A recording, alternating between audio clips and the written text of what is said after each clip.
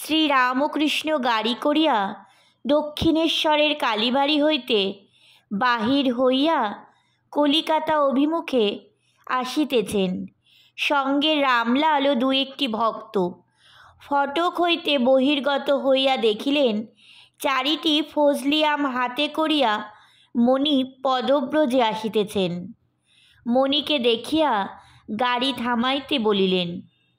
মণি গাড়ির উপর মাথা রাখিয়া প্রণাম করিলেন।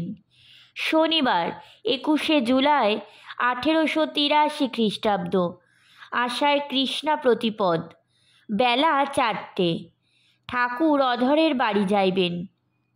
শ্রীরামকৃষ্ণ মণির প্রতি সহাস্যে বলছেন, তুমিও এসো না, আমরা অধরের বাড়ি যাচ্ছি।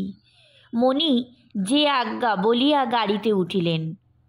মণি ইংরাজি পড়িয়াছিলেন, তাই সংস্কার মানিতেন না, কিন্তু কয়েকদিন হইল ঠাকুরের নিকটে স্বীকার করিয়া গিয়াছিলেন যে অধরের সংস্কার ছিল, তাই তিনি এত তাহাকে ভক্তি করেন। বাটিতে ফিরিয়া গিয়া ভাবিয়া দেখিলেন যে সংস্কার সম্বন্ধে এখনও তাহার পূর্ণ বিশ্বাস হয় নাই।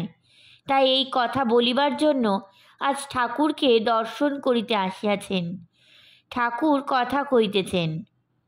শ্রীরামকৃষ্ণ বলছেন, আচ্ছা, অধরকে তোমার কিরূপ মনে হয়? মণি, আজ্ঞে তার খুব অনুরাগ। শ্রীরামকৃষ্ণ বলছেন, অধরও তোমার খুব সুখ্যাতি করে। মণি কিছুক্ষণ চুপ করিয়া আছেন। এইবার পূর্বজন্ম সংস্কারের কথা উত্থাপন করিতেছেন।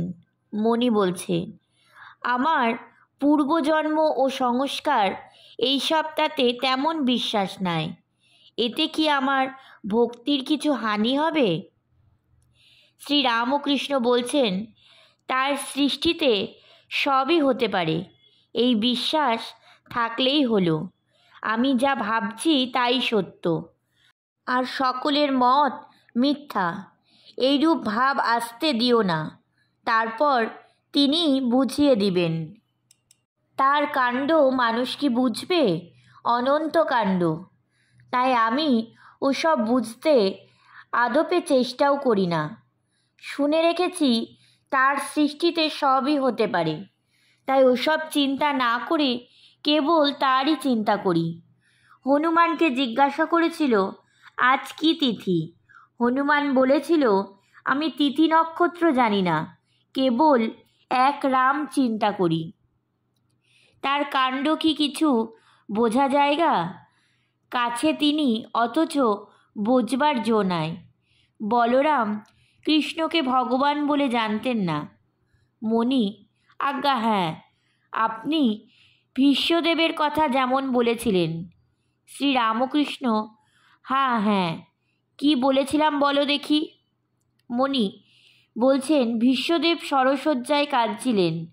পাণ্ডবেরা শ্রীকৃষ্ণকে বললেন, ভাই, এ কি আশ্চর্য! পিতামহ এত জ্ঞানী, অথচ মৃত্যু ভেবে কাঁদছেন। শ্রীকৃষ্ণ বললেন, ওকে জিজ্ঞাসা করো না কেন কাঁদছেন। ভীষ্মদেব বললেন, এই ভেবে কাঁদছি যে ভগবানের কার্য কিছুই বুঝতে পারলাম না। হে কৃষ্ণ, তুমি এই পাণ্ডবদের সঙ্গে সঙ্গে ফিরছ, পদে পদে রক্ষা করছো, তবু এদের বিপদের শেষ নাই। শ্রীরামকৃষ্ণ বলছেন, তার মায়াতে সব ঢেকে রেখেছেন, কিছু জানতে দেন না। কামিনী কাঞ্চন মায়া। এই মায়াকে সরিয়ে যে তাকে দর্শন করে সেই তাকে দেখতে পায়। একজনকে বোঝাতে বোঝাতে দেখালেন, হঠাৎ সামনে দেখলাম দেশের একটি পুকুর, আর একজন লোক পানা সরিয়ে যেন জল পান করলে। জলটি স্ফটিকের মতো। দেখালে যে সেই সচ্চিদানন্দ মায়ারূপ পানাতে ঢাকা। যে সরিয়ে জল খায় সেই পায়। শোনো, তোমায় অতি গুচ্ছ কথা বলছি। ঝাউতলার দিকে বাহ্যি করতে করতে দেখলাম চোর কুঠুরির দরজার মতো একটা সামনে। কুঠুরির ভিতর কি আছে দেখতে পাচ্ছি না। আমি নড়ুন দিয়ে ছ্যাদা করতে লাগলাম, কিন্তু পারলুম না। ছ্যাদা করি কিন্তু আবার পুড়ে আসে। তারপর আর একবার এতখানি ছ্যাদা হলো। ঠাকুর শ্রী রামকৃষ্ণ এই কথা বলিয়া মৌনাবলম্বন করিলেন। এইবার আবার কথা কইতেছেন। এইসব বড় উঁচু কথা। এই দেখো, আমার মুখ কে যেন চেপে চেপে ধরছে। জনিতে বাস স্বচক্ষে দেখলাম। কুকুর কুক্কুরির মৈথুন সময়ে দেখেছিলাম। তার চৈতন্যেই জগতের চৈতন্য। একবার দেখি ছোট ছোট মাছের ভিতর সেই চৈতন্য কিলবিল করছে। গাড়ি শোভাবাজারের চৌমাথায় দরমাহাটার নিকট উপস্থিত হইল। ঠাকুর আবার বলিতেছেন, একবার দেখি বর্ষায় যেরূপ পৃথিবী জ্বরে থাকে, সেই রূপেই চৈতন্যতেও জগৎ জ্বরে রয়েছে। কিন্তু এত তো দেখা হচ্ছে, আমার কিন্তু অভিমান হয় না। মণি, আপনার আবার অভিমান? শ্রী রামকৃষ্ণ বলছেন, মায়েরই বলছি, আমার যদি একটু অভিমান হয়। মণি বলছেন, গ্রিস দেশে একটি লোক ছিলেন, তার নাম সক্রেটিস। দৈববাণী হয়েছিল যে সকল লোকের মধ্যে তিনি জ্ঞানী।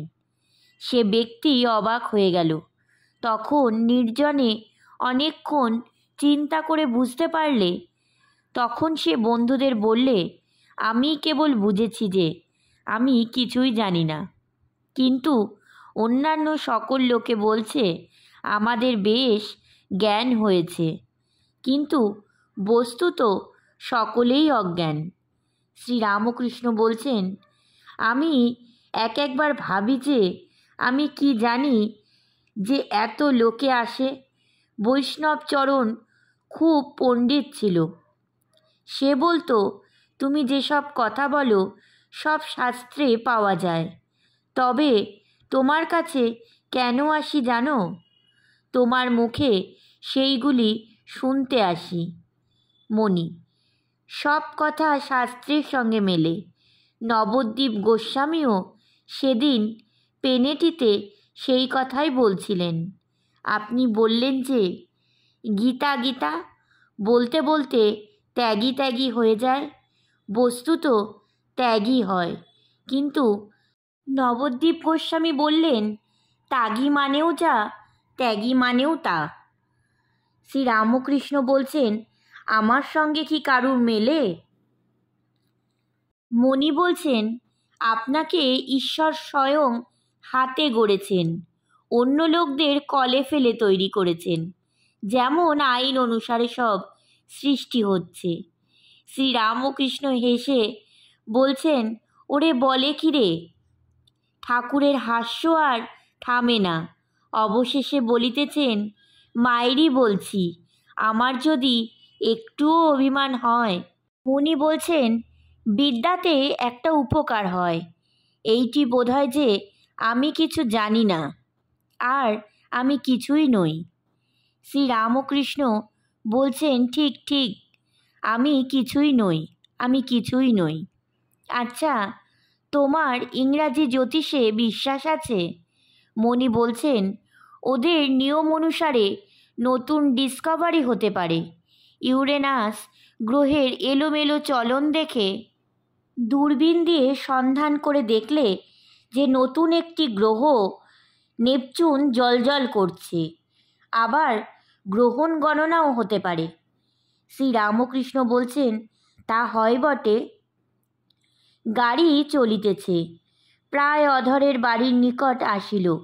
ঠাকুর মণিকে বলিতেছেন, সত্যতে থাকলে তাহলেই ঈশ্বর লাভ হবে। মণি বলছেন, আরেকটি কথা আপনি নবদ্বীপ গোস্বামীকে বলেছিলেন, হে ঈশ্বর, আমি তোমায় চাই। দেখো যেন তোমার ভুবনমোহিনী মায়ার ঐশ্বর্যে মুগ্ধ করো না, আমি তোমায় চাই। শ্রী রামকৃষ্ণ বলছেন, হ্যাঁ, ওইটি আন্তরিক বলতে হবে।